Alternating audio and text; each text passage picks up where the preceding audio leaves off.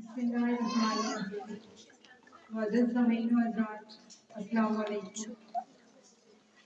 میں اپنی بات کا آغاز اللہ رب العزت کی حمد و ثنا سے کرنا چاہوں گی۔ علامہ اقبال نے کیا خوب فرمایا ہے کہ خدا کو کسی نے دیکھا نہیں ہے لیکن ساری دنیا خدا کو مانتی ہے۔ ہم نے تجھے جانا ہے فقط تیری عطا سے، سورج کے اجالوں سے، فضاؤں سے، صدا سے، چاند اور ستاروں کی چمک اور ضیا سے، جنگل کی خاموشی سے، پہاڑوں کی انا سے، پرہور سمندر پرسرار گٹا سے، بجلی کے چمکنے سے، کڑکنے کی صدا سے، مٹی کے خزانوں سے، اناجوں سے، غذا سے، برسات سے، طوفان سے، پانی سے، ہوا سے، ہم نے تجھے جانا فقط تیری عطا سے۔ گلشن کی بہاروں سے تو کلیوں کی حیا سے، معصوم سی روتی ہوئی شبنم کی ادا سے، لہراتی ہوئی باد سحر باد صبا سے، ہر رنگ کے ہر شان کے پھولوں کی قبا سے، چڑیوں کے چہکنے سے تو بلبل کی نوا سے، موتی کی نزاکت سے تو ہیرے کی جلا سے، ہر شے کے جھلکتے ہوئے فن اور کلا سے، ہم نے تجھے جانا ہے فقط تیری عطا سے۔ دنیا کے حوادث کی جگہوں سے، وفا سے، رنج و غم و الم سے، دردوں سے، دوا سے، خوشبو سے، تبسم سے، مریضوں کی شفا سے، بچوں کی شرارت سے تو ماؤں کی دعا سے، نیکی سے، عبادت سے، لغزش سے، خطا سے، خود اپنے ہی سینے کی دھڑکنے کی صدا سے، رحمت تیری ہر کام میں دیتی ہے تلا سے، ہم نے تجھے جانا ہے فقط تیری عطا سے۔ ابلیس کے فتنوں سے تو آدم کی خطا سے، اوصاف ابراہیم سے، یوسف کی حیا سے، اور حضرت یوسف کی تسلیم و رضا سے، عیسیٰ کی مسیحائی سے، موسیٰ کے عصا سے، نمرود کے فرعون کے انجام و فنا سے، کعبہ کے تقدس سے تو مروہ و صفا سے، تورات سے، انجیل سے، قرآن کی صدا سے، یاسین طہا سے، مزمل سے، نبا سے، ایک نور جو نکلا تھا کبھی غار حرا سے، ہم نے تجھے جانا فقط تیری عطا سے۔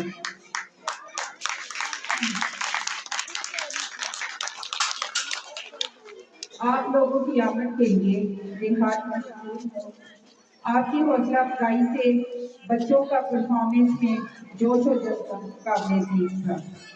آپ کو بچوں کی اس سال کی بہترین کامیابیوں پر بہت مبارک ہے۔ یہاں میں نے کامیابی نہیں بلکہ کامیابیوں کہا ہے کہ ہمارے اسکول کے بچے صرف نصاب میں نہیں بلکہ ہم نصابی اور غیر نصابی سرگرمیوں میں بھی پورا سال پیش رہے ہیں۔ انہوں نے اس سال کتابوں کے ساتھ ساتھ ہر قسم کی ایکٹیویٹیز، ماڈل بنانا، ایسے اور story writing, chart, cooking, carpentry, painting, وال پینٹنگ، ڈیزائننگ، آفس ایٹومیشن وغیرہ میں بھی بڑھ چڑھ کر حصہ لیا اور سیکھا ہے۔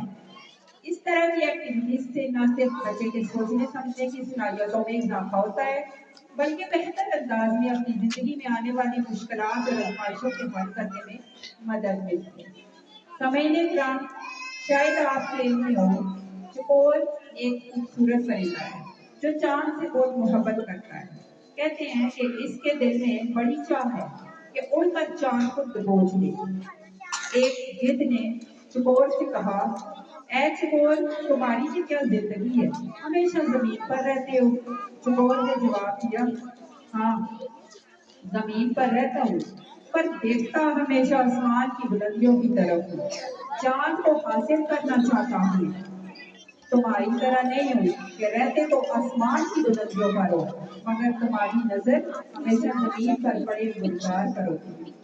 یعنی یہ بات اہم نہیں کہ آپ کہاں رہتے ہیں، اہم یہ ہے کہ آپ کی سوچ کہاں رہتی ہے۔ ہماری سوچ ہماری قسمت کا فیصلہ کرتی ہے اور زندگی کا ہر منظر سوچ سے جنم لیتا ہے۔ ایک مثبت اور مضبوط سوچ کا ہمیشہ تعمیری کام کے ساتھ تعمیری نظریات کے وجود کا باعث بنتا ہے۔ حاضرین محفل، والدین اولاد کے لیے اس دنیا میں اللہ کی عطا کردہ وہ نعمت ہیں جنہیں اولاد کے حق میں مثبت اور تعمیری فطرت پر پیدا کیا گیا ہے۔ لیکن ایک بچے سے ایک باکردار، با اخلاق اور ایماندار انسان کے وجود کے لیے والدین کے علاوہ اس کے ارد گرد کا ماحول، اس کی تعلیمی اور تربیتی ادارے، دوست احباب، خاندانی روایات، حتیٰ کہ قومی سطح پر ملکی حالات کا کردار ادا کرتی ہیں۔ ایک بچے کی تعمیر صرف بچے کی پرورش ہی نہیں بلکہ نسلوں کی تعمیر اور معاشرے کی تکمیل ہوتی ہے۔ حاضرین محفل، اللہ تعالیٰ نے کوئی بھی شے بے مقصد پیدا نہیں کی۔ انسانی زندگی بھی بے مقصد نہیں ہے۔ اگر ایسا ہوتا تو پھر اللہ تعالیٰ قرآن مجید میں فرماتا ہے کہ یہ جانوروں جیسے ہیں، بلکہ اس سے بھی بڑھ۔ اور ایسا تب ہوتا ہے جب انسان کی زندگی کا مقصد فوت ہو جائے یا انسان خود سے اور اپنی ذمہ داریوں سے آگاہی نہ رکھتا ہے۔ یعنی دو انسانوں کے حوالے جب ایک بچے کو کیا جاتا ہے اور اشرف المخلوقات میں ان کے رتبے کو بلند کیا جاتا ہے تو اس کا مقصد اس بچے کو صرف کھانا کھلا کر بڑا کرنا نہیں ہوتا۔ رزق اور ہدایت کی ذمہ داری اللہ نے خود دی ہے۔ والدین کو بچے کے لیے مختص کرنے کا مقصد اللہ کے بتائے ہوئے اصولوں کے مطابق تربیت کرنا ہوتا ہے۔ یہاں میں یہ ضرور عرض کرنا چاہوں گی کہ جب انسان کی پرورش اور تربیت انسانی فطرت سے ہٹ کر ہوتی ہے تو اس کا نتیجہ آج کل کے دور کی مثال بنتا ہے۔ یعنی ہم میڈیا اور سوشل میڈیا پر روز دیکھتے ہیں اور صرف دیکھتے ہی ہیں کہ فلسطینی مسلمان بچے سردی سے ٹھٹر رہے ہیں اور ہم سکون سے بستر لپیٹ کر سو جاتے ہیں۔ وہ بھوکے مر رہے ہیں اور ہمارے حلق سے نوالے اتر رہے ہیں۔ ان کے سر پر چھت نہیں اور ہم اپنے گھروں کو رنگوں سے سجاتے ہیں۔ ان کی نسلیں تباہ ہو رہی ہیں اور ہم اپنی نسلوں کے روشن بلکہ پیسے والے مستقبل توڑنے لگے ہوئے ہیں۔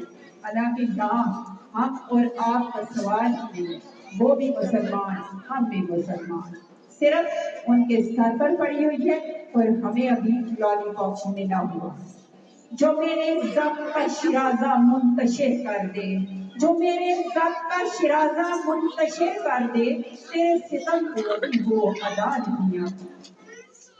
بہرحال معزز سامعین، آج چونکہ اس بار مقصد محفل میں اس وقت میں ماؤں سے مخاطب ہوں اور نسلوں کی پہلی تربیت کا ماں کی گود ہوتی ہے، میں جو نہ صرف اپنے بچوں کی ماں ہوں بلکہ اس تربیت گاہ میں آنے والے بہت سارے ننے پھول اور مستقبل کے مہمار بچوں کی تربیت میں بھی حصہ دار ہوں۔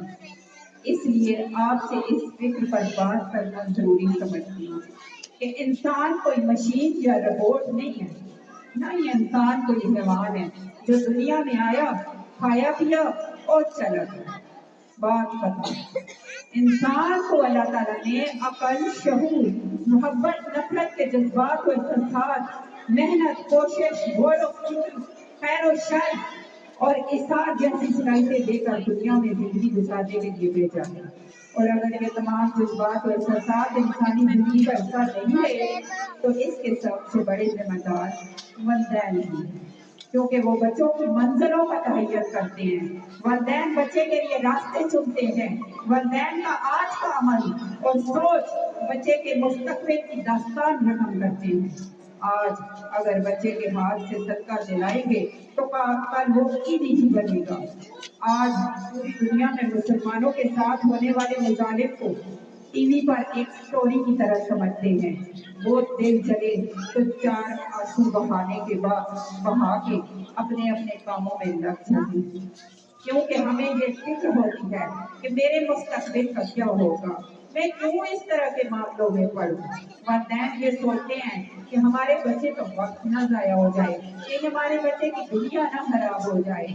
آج دنیا میں ہم 1.5 ارب مسلمان موجود ہیں اور پھر بھی ان مظلوموں کے لیے کسی صلاح الدین ایوبی کا انتظار کر رہے ہیں اور چاہتے ہیں کہ ابابیل ہی آئیں اور دنیا میں ہمارا وقار بلند کریں۔ کاش ہم اپنے بچے کی تربیت ایسے کیوں نہیں کرتے کہ رزق تمہارے نصیب کا اللہ دے گا، بس محنت کے ساتھ انسانیت کا درد اور احساس بھی بنائے رکھنا، تاکہ آنے والا معاشرہ اندھا دھند بے مقصد دوڑ کا نہیں بلکہ اشرف المخلوقات کا ہو۔ اگر نہ بدلوں تیری خاطر ہر چیز کو تو کہنا، اگر نہ بدلوں تیری خاطر ہر چیز کو تو کہنا، تو اپنے آپ میں پہلے انداز وفا تو پیدا کر۔ حاضرین محفل، جس طرح کمرے میں موجود چھوٹے چھوٹے سوراخ سورج کے ہونے کی گواہی دیتے ہیں، اسی طرح انسان کی چھوٹی چھوٹی باتیں اس کی تربیت اور اخلاق کی پہچان کرواتی ہیں۔ معاشرے کے ساتھ چلنے اور کامیابی کی بلندیوں کو پانے کے لیے سیڑھی کی نہیں بلکہ اعلیٰ تعلیم اور تربیت کی ضرورت ہوتی ہے۔ اس لیے اپنے بچے کے لیے تعلیمی اور تربیتی اداروں کا چناؤ سوچ سمجھ کر کریں، اور یاد رکھیں بچے کوئی روبوٹ نہیں ہے۔ ایک بچے پر کسی بھی قسم کا دباؤ، چاہے وہ تعلیم ہی کیوں نہ ہو، بچے کی شخصیت کو منتشر کر دیتا ہے۔ پلیز ذرا توجہ سے سنیے۔ لیکن یہ بھی حقیقت ہے کہ دور حاضر میں چھوٹی عمر میں بچے کو اسکول بھیجنا وقت کی ضرورت ہے۔ اس لیے ہم نے ضلع ہری پور میں مین سٹی میں مونٹیسوری سسٹم کا آغاز کر دیا ہے۔ یہ نو بیگ لرننگ سسٹم ہے۔ یہ طریقہ کار بچے کے فطرتی تقاضوں کو پورا کرتے ہوئے نہ صرف بچے کو فریش رکھے گا بلکہ تعلیمی میدان میں بھی وقت کے تقاضوں کو احسن طریقے سے ادا کرے گا۔ اس طریقہ تدریس سے بچے اسکول کے بعد ٹیوشن کی جھنجٹ سے بھی بچیں گے اور بہترین ماحول میں تربیت کے مراحل بھی طے کریں گے۔ ہم یہاں اپنے گاؤں میں بھی پلے گروپ کے بچوں کے لیے اس کے حامی ہیں، لیکن اس کے لیے آپ لوگوں کے تعاون کی ضرورت ہے، کیونکہ پلے گروپ کے بچے 3 یا 4 سال کے ہوتے ہیں۔ اس عمر کے بچے ہر لمحہ کچھ نیا سیکھ رہے ہوتے ہیں۔ اس دوران ان پر دباؤ ڈالنا اور زبردستی لکھنے پر مجبور کرنا ان کی ابھرتی ہوئی سیکھنے کی صلاحیت کو دبا کر جھنجھلاہٹ میں مبتلا کر دیتا ہے، جس کے نتیجے میں بچے یا تو ضدی بن جاتے ہیں یا باتوں کو چھپانا اور کم بولنا شروع کر دیتے ہیں، یا نیا سوچنے سیکھنے کے بجائے نفیر کے فقیر بن جاتے ہیں۔ جن لوگوں کے بچے اس سال پلے گروپ میں آ رہے ہیں، ہم ان سے میٹنگ بھی کریں گے انشاءاللہ، اس بارے میں ان کی صلاح بھی لیں گے۔ آخر میں آپ سب کی آمد کا بہت زیادہ شکر ادا کرتی ہوں۔ آپ لوگوں نے ٹائم نکالا اور اپنے بچوں کی حوصلہ افزائی کی، اور میری طرف سے ایک بار پھر آپ سب کو بچوں کی کامیابیوں پر بہت زیادہ مبارکباد۔